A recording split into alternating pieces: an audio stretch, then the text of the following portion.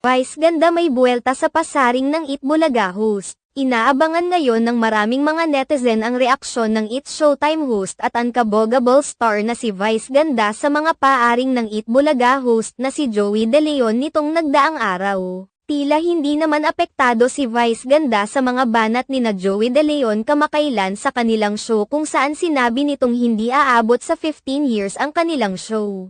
Kung aabot man umano ito sa 15 years ay baka luluhod pa siya sa harap ng mga ito. Nananatili pa rin ang pagiging kalmado ni Vice ganda at good vibes lang sa kamakailang episode ng Especially For You sa It's Showtime. Nagbiro pa si Vice ganda sa isang sirchi nila dahil napansin ni Vice ganda na napakatanggos ng ilong nito. Ayon kay Vice ganda, nasa It's Showtime ito ngayon subalit ang ilong nito ay umaabot hanggang sa Eat Bulaga. Nagbigay pa si Vice ganda ng isang inspirational message patungkol sa pagpo-focus sa sariling goal at iwasan ang pagtingin sa ibang tao at pagiging bitter.